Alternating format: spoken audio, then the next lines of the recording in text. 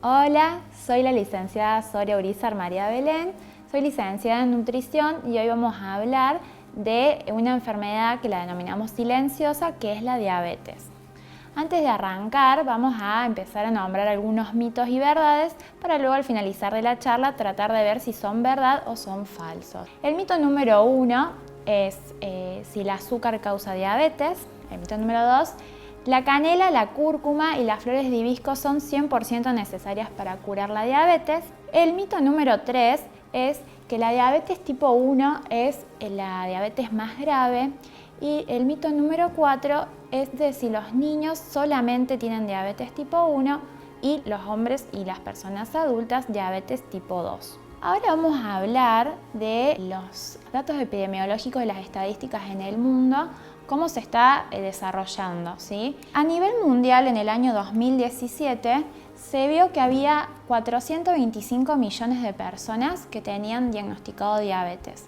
Se calcula que para el año 2045, 629 millones de personas van a tener diabetes tipo 2. Estos son estudios realizados en el año 2017, en el cual se están actualizando y se está viendo que el porcentaje va a ser mucho mayor. En cuanto a América del Sur y América Central, se vio que la población era de 26 millones en el año 2017 y para el año 2045 se esperan 42 millones. Es un 62% más, en lo cual se está esperando que sea aún mayor por las condiciones de vida en las que se está viviendo. En cuanto a la edad, siempre se pensó que las personas mayores de 65 años o de 60 años son los únicos que podían tener diabetes tipo 2. Pero en los estudios realizados en el año 2017 se vio que las personas entre 17 y 64 años había un gran porcentaje y mucho mayor a lo que se imaginaba. En cuanto a las personas de 65 y 79 años, 98 millones de personas de esa edad tenían diabetes tipo 2. En contra a 327 millones de personas jóvenes adultas entre 20 y 64 años. Para el año 2045 se espera que 438 millones de adultos jóvenes entre 20 y 64 años tengan esta patología. Es decir, no solo está relacionado a la edad, ¿sí? Solamente que viene más o menos relacionado al estilo de vida y a la acumulación de grasa. En cuanto a los mayores, se espera 191 millones, es decir, todas estas personas jóvenes que fueron diagnosticados durante la juventud, al haber más esperanza de vida, se espera que perduren en los años con una patología como la diabetes. El problema es con la calidad de vida que van a llegar. ¿Cuáles son los factores de riesgo para desarrollar esta patología? Porque siempre se vio o se conoció o se dijo que el azúcar era el causante de la diabetes. Algunas veces les habrán dicho no comas tantas golosinas, no comas tanta azúcar porque vas a tener diabetes. Sin embargo, no es la causa primordial ni la única ni 100% necesario el consumo de azúcar para desarrollar esta patología. Tenemos varios factores de riesgo. Los que vamos a hablar ahora son los prevenibles. Entre esos se encuentra el sobrepeso y la obesidad. Está muy relacionado el exceso de grasa visceral y el aumento de peso para el desarrollo de lo que nosotros llamamos insulinoresistencia previo a la diabetes. ¿Cómo sucede esto? A medida que aumenta la grasa en la zona abdominal, empieza a haber una falta de acción de la insulina, en el cual esta incapacidad de actuar en las células hace que la glucosa, que es proveniente de los alimentos, no puedan entrar en el organismo y actuar como energía, entonces quedan circulando.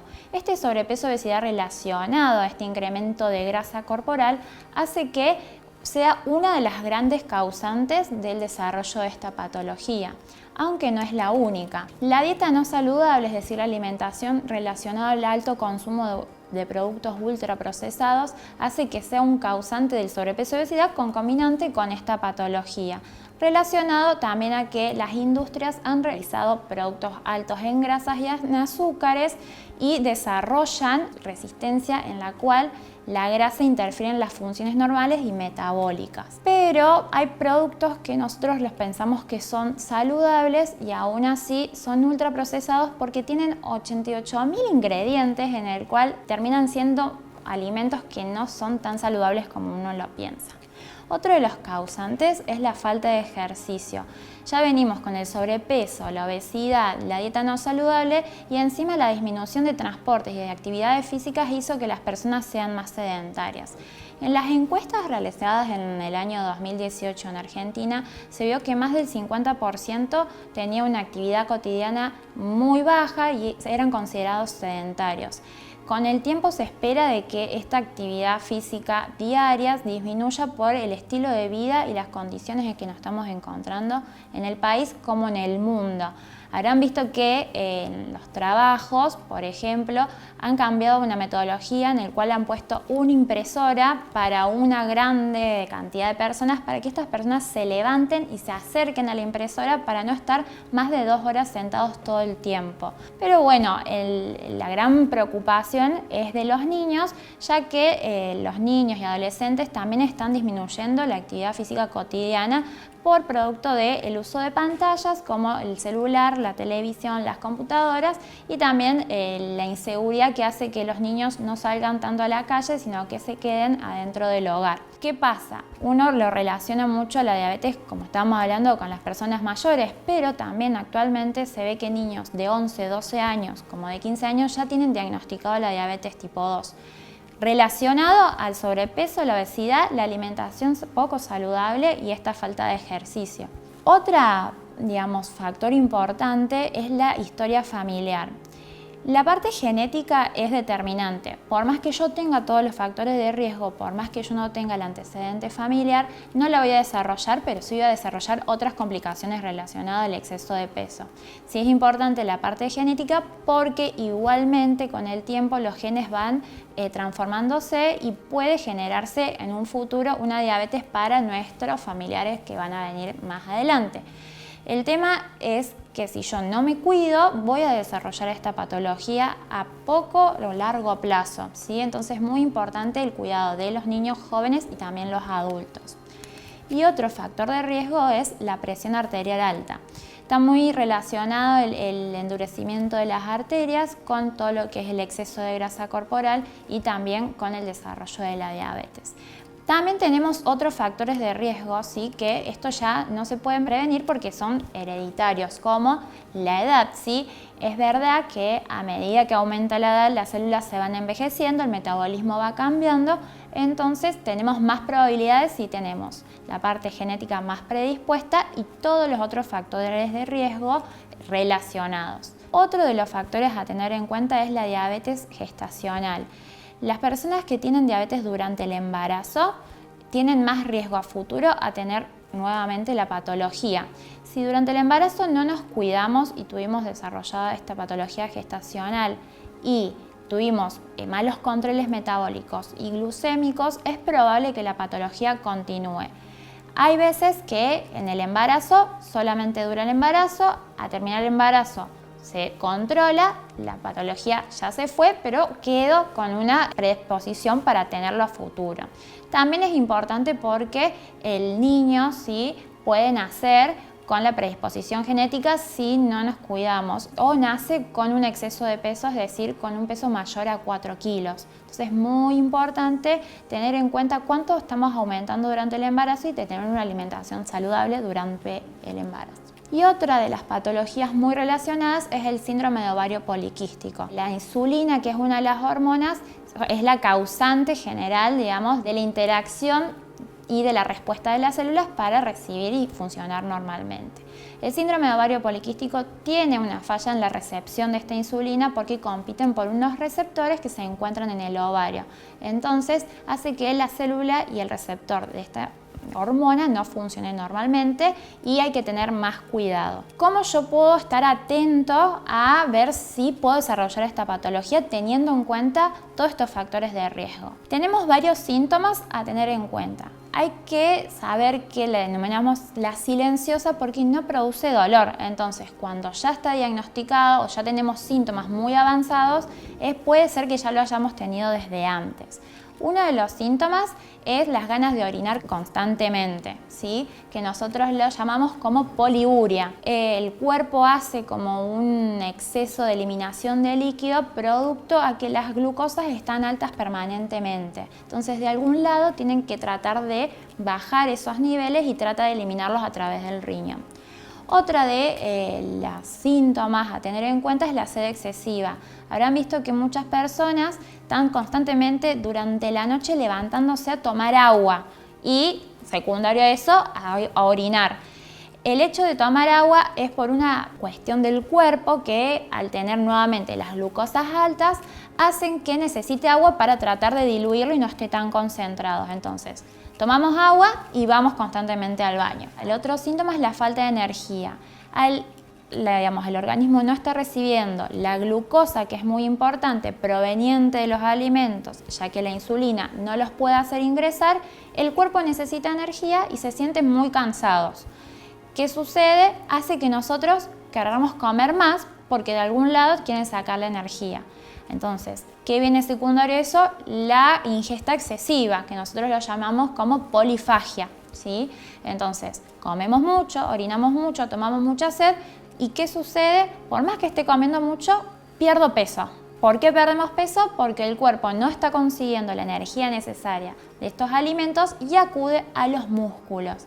Entonces se empieza a producir un desorden metabólico en el cuerpo y con el tiempo se puede desarrollar lo que nosotros llamamos como la acidosis diabética o el coma diabético. Otro de los síntomas que podemos llegar a tener es la visión borrosa. Si nosotros no estuvimos prestando atención a estos síntomas y no fuimos al médico, una de las cosas que sucede a futuro es la pérdida de la visión, digamos, producto de que estas hiperglucemias, que son las glucosas altas en sangre, afecten a la retina. Entonces la persona empieza a ver manchas negras en los ojos y no es que con un anteojo o una cirugía se va a solucionar, sino que ya ha perdido proteína y tejido por parte de las retinas y por más que yo me mueva, trate de enfocar, no voy a poder mejorar esa manchita negra que me está generando la visión. Otro de los síntomas y muy importante es la cura lenta de heridas. ¿Qué sucede? Las personas empiezan a perder la sensibilidad de los nervios, sobre todo en las extremidades. Habitualmente las personas se chocan, se lastiman, pero sienten dolor. Cuando ya estamos muy avanzados, perdemos el dolor producto de las hiperglucemias y se empiezan a lastimar, como también otras heridas comunes. Y empezamos a notar que algo que yo me curaba en 5 o 6 días tarda mucho más. Uno de los últimos síntomas es el entumecimiento de pies y manos, producto también de la debilidad sensorial por parte de los nervios. Es importante ir todos los años a hacerse un chequeo médico. ¿Cómo vamos a diagnosticar esta patología? ¿Sí? El diagnóstico se realiza a través de un análisis de sangre. Todos los años se pueden hacer un chequeo de glucosa en ayunas, de insulina, y si tenemos todos estos factores predispuestos, seguramente le van a pedir el de la hemoglobina glicosilada. A partir de los 45 o 50 años igualmente se lo empieza a pedir por una cuestión de prevención. ¿Qué es importante saber? Un diagnóstico se va a dar si la glucemia me da mayor a 126 miligramos. Es decir, el valor normal es en ayunas menor a 110. Lo ideal siempre es menor a 100. Entre 100 y 110 ya estamos en un momento de riesgo teniendo en cuenta los otros síntomas. Si la glucemia me da mayor a 126, lo que van a solicitarle seguramente es lo que se conoce como la prueba de tolerancia oral a la glucosa, en el cual te hacen consumir 75 gramos de glucosa, tomarte la glucemia previo a eso y posterior a eso 2 horas. Si eso me da mayor a 140, se va a volver a repetir. Si además me da mayor a 200 previo o post, se puede decir que la patología ya está presente, ¿sí? Otra de las formas de diagnosticar son los síntomas y el examen físico. Hay una de las características muy particulares que se llama acantosis nigricans, que es como unas manchas que aparecen en el cuello o en los codos o en los brazos, en el cual se acumula, por así decirlo, la glucosa alta en sangre. ¿Cómo se va a tratar? Si yo no tengo la patología diagnosticada, pero tengo unos valores cercanos a esos, lo más seguro es que les pidan que hagan descenso de peso, acompañado de una alimentación saludable, acompañado de una actividad física y un control nuevamente. Si esos valores no mejoran, ya va a ir acompañado de una medicación, ¿sí?, que es muy conocida como la metformina, porque no estuvo resultando los otros tratamientos. Y bueno, el estilo de vida saludable, el tema del tabaquismo y el alcohol. El tabaquismo además es un factor mayor a la cura lenta de heridas, y esto también viene muy asociado a un futuro a que si no se curan las heridas haya más necesidad o más propenso a que se pueda amputar alguno de los miembros. El alcohol es uno de los factores que también me van a aumentar la grasa visceral o la grasa mala que produce la insulina resistencia. ¿Qué complicaciones puedo llegar a tener si yo no tengo un buen control durante todo este tiempo de esta patología? Una de las más importantes es el tema de la visión. Un tercio de la población que tiene esta patología pierde la visión, ¿sí? O empiezan a ver mucho menos. Entonces, tener un buen control no significa que por ahí coma mal y otras veces comas muy saludable. No, es constantemente algo permanente, ¿sí? Porque lo que más daño me hace es el hecho de que haga hiperglucemias. La hiperglucemia es lo que va a dañar mi tejido. Otra de las complicaciones y más conocidas es el de la amputación del pie, ¿sí? El famoso pie diabético. ¿Qué sucede? Controlarse el pie es muy importante después de que me baño, porque si yo no me lo seco bien, se va a estar produciendo heridas, ¿sí? Y si no lo curo, no se seca, se va a producir una infección. No me lo controlo y llega un momento que se gangrena, ¿sí? Y la solución que les quedan es cortar, digamos, o amputar algún miembro, ¿sí? Entonces el tema de cuidarse es para la calidad de vida futura. Otra de las complicaciones es el riesgo de enfermedad cardiovascular. Está muy relacionado el exceso de grasa con la parte del corazón, muy relacionado a los infartos por el endurecimiento de las arterias, producto también de estas hiperglucemias que van dañando las proteínas y tejidos que recubre mi arteria. Importante el de la enfermedad renal terminal. Habrán escuchado que muchas personas terminan en diálisis. La diálisis, por si no conocen, es el tratamiento que reemplaza al riñón, ¿sí?, para purificar la sangre. ¿Qué sucede? Como constantemente el riñón está eliminando glucosa cuando ya está muy avanzado por no haberme cuidado, una de las cosas que va a generar es la disfunción o insuficiencia renal con el reemplazo permanente de una máquina que lo que hace es durante 3 veces a la semana tener un cañito que va a pasar toda la sangre de mi cuerpo por ahí durante 4 horas. El tema es que genera complicaciones digamos, a futuro, porque la calidad de vida va a estar atada a ingresar a una clínica todas las semanas. Además de que voy a estar en la espera de un riñón durante mucho tiempo. ¿Cómo podemos prevenir todo esto? La alimentación es muy importante, es uno de los pilares fundamentales. Hay grandes tips, digamos, o columnas importantes, como por ejemplo el consumo de frutas y verduras.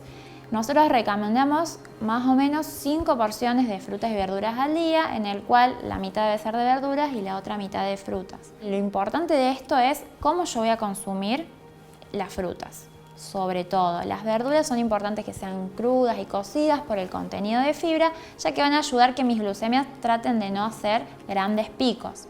Las frutas contienen un azúcar propio de la misma fruta que se llama fructosa. Si yo lo consumo en exceso y sin acompañamiento de fibra, lo que va a hacer también, por más que yo no esté consumiendo el azúcar de mesa, a la larga va a generar picos de hiperglucemia. Entonces es importante que las frutas sean consumidas enteras y con cáscaras y evitar todo lo que sean jugos exprimidos. No es que nunca voy a poder tomar un jugo exprimido, pero que no sea algo constante. Los granos integrales y las legumbres, que ahora nuevamente están empezando a surgir y empezar a recomendarse mucho más, es por la importancia también de la fibra. No es que esté prohibido comerlos, porque muchos cuando ya se los diagnosticas dicen no puedo comer nunca más arroz, no puedo comer nunca más papa o legumbres. No, son muy importantes. La alimentación siempre tiene que estar basada por una parte de hidrato de carbono, ya que son los que me van a aportar la energía, sobre todo para mi corazón, mi riñón y mi cerebro, ¿sí? Entonces, Lo ideal es que sean siempre integrales, evitar lo que es refinado, lo que es harina blanca, consumir sí el grano entero o tratar de consumir el salvado, las legumbres también, para tratar de acompañar de una buena alimentación equiparada en todos los nutrientes. El aumento del consumo de pescado es muy importante, ya que además de que está relacionado que esta patología al ser crónica como la obesidad, es una patología inflamatoria. El pescado aporta omegas que son antiinflamatorios y antioxidantes y ayudan también a lo que es el colesterol bueno. El colesterol total está relacionado, es la suma de lo que nosotros conocemos como el LDL, el HDL y unas intermedias. El HDL es el bueno, si nosotros lo tenemos bajo va a traer complicaciones cardiovasculares porque no voy a tener buenas sustancias en el cuerpo que me van a estar limpiando constantemente las arterias.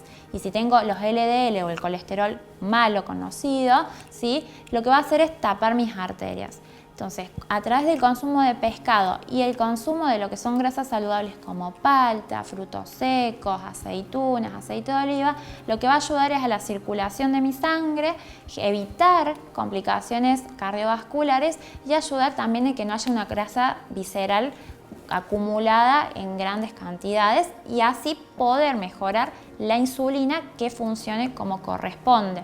¿Sí? No es porque yo tomo la medicación, continúo comiendo como a mí se me ocurra, porque la medicación es una ayudita más. ¿Sí? Entonces, la alimentación siempre va a ser el pilar fundamental. También la disminución de alimentos ultraprocesados, es decir, aquellos que son ricos en grasas y en azúcares.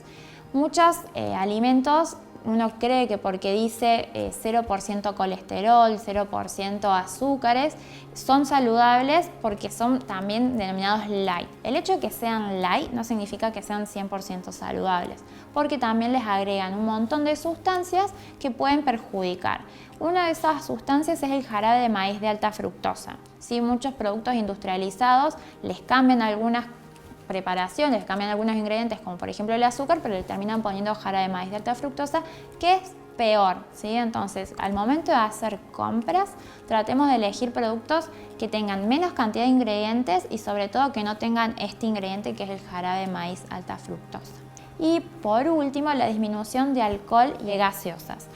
¿Cuál es el problema? Las gaseosas, por más que sean cero, contienen un montón de aditivos y además tienen sodio, ¿sí? Entonces, no es algo que a mí me hidrate, ¿sí? Si son las gaseosas comunes, tienen un contenido alto en azúcar y las aguas saborizadas lo que genera también es el alto consumo de azúcar. Uno piensa que porque no es gaseosa es más saludable, pero contienen la misma cantidad.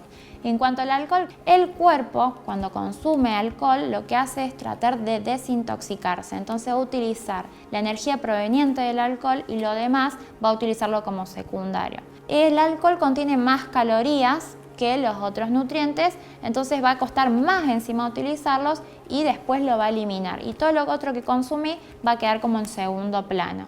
Otra de las cuestiones importantes es la actividad física. La actividad física sí o sí es un requisito fundamental.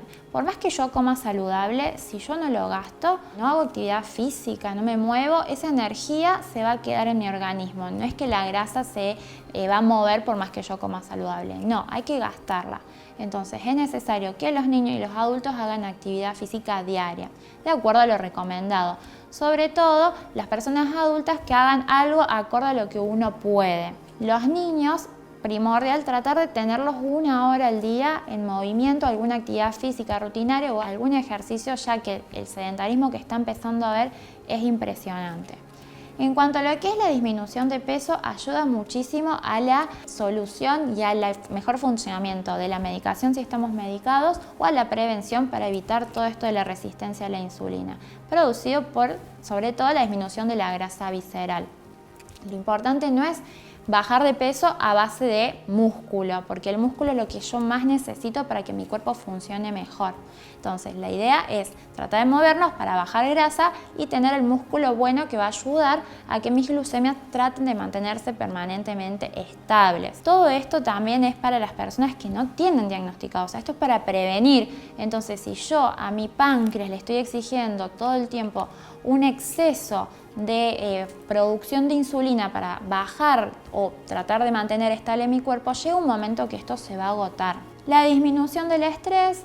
El estrés ha sido un desencadenante también muy importante en los últimos años y se cree que puede producir picos de hiperglucemia y de ahí desarrollar, acompañado de todas las otras factores de riesgo, despertarse lo que sería la enfermedad. Y por último, la disminución o cese de hábitos tóxicos como lo que habíamos hablado, el alcohol y el tabaquismo. Lo importante es una alimentación saludable. Las 4 comidas, tratar de tener un desayuno completo, un almuerzo en el que me aporte proteína y fibra, sobre todo, una merienda completa. ¿Cuáles son desayunos y meriendas completas? Algo que incorpore lácteo, algún cereal integral, lácteos descremados, algún queso untable si es necesario, y cuando sea necesario un dulce sin azúcar o light o bajo en azúcares, y alguna fruta si lo necesitamos. Ahora, ¿las colaciones son para todos? No, la colación lo va a decidir cada uno en base a su estilo de vida. No porque yo tenga que hacer 6 comidas como era antes, sino que va a estar decidido por el hambre de cada uno y por las actividades que uno también está generando día a día. En cuanto a la cena, por ahí las hacemos un poco más livianas. La proteína en el mediodía va a generar un poco más de saciedad durante el día y a la noche tratar de incorporar algún cereal integral, acompañado siempre de mitad de platos de verduras. ¿Consumir azúcar causa diabetes? No. No es el solo hecho de consumir azúcar. La diabetes se va a producir por todos los demás factores de riesgo que estuvimos hablando anteriormente. El azúcar es un generador de aumento de peso si uno lo consume en exceso por mucho tiempo, ¿sí? Ahora, si yo tengo la patología y consumo azúcar, eso sí no se puede hacer porque va a producir mis complicaciones que estuvimos hablando. La canela, la cúrcuma, la flor de hibisco, 100% necesario para, digamos, la cura. No, la diabetes no se cura, ¿sí? La diabetes es una enfermedad crónica que va a permanecer hasta los últimos años, solamente que podamos entrar en etapa de remisión. Si yo hago un estilo de vida saludable, bajo de peso, hasta algunas personas han llegado de no tomar medicación, se dice que la patología está en remisión, pero está latente, o sea, puede volver, no es que me he curado, entonces hay que cuidarnos. La diabetes tipo 1 es el tipo de diabetes más grave, no es más grave, en lo que cambia es el tratamiento. En los niños, sobre todo las personas que tienen diabetes tipo 1, porque la mayoría de veces se diagnostica de niños, lo que cambia es que no tienen insulina. Las personas que tienen tipo 2 tienen insulina que no está funcionando correctamente. En las personas que tienen diabetes tipo 1 se tienen que colocar la insulina ellos desde afuera. En cuanto a lo que es la alimentación, sigue siendo igual, una alimentación saludable, un poco más controlada. Las complicaciones son exactamente las mismas, ¿sí? A futuro, si no me cuido, y tienen que ir acompañado de una actividad física. Y solo los niños desarrollan diabetes tipo 1 y los adultos mayores a 65 la diabetes tipo 2. No, sería falso, ya que estuvimos hablando que hay niños de 11, 12 años que ya lo tienen diagnosticado por todo un contexto que no ayuda y un exceso de peso y factores de riesgo y estilos de vida que no estarían ayudando. Y en los que es adultos mayores de 65, igualmente. Hay personas que tienen 65, 70, 80 años y no la desarrollan porque no tienen la predisposición genética ni tampoco tienen esos factores de riesgo como el exceso de peso o la mala alimentación. Entonces lo importante es siempre estar previniendo, evitar llegar a una diabetes para prevenir todas estas complicaciones que estuvimos hablando. Con esto hemos finalizado la charla. Ante cualquier duda, no dudes en contactarte con nosotros. Muchas gracias.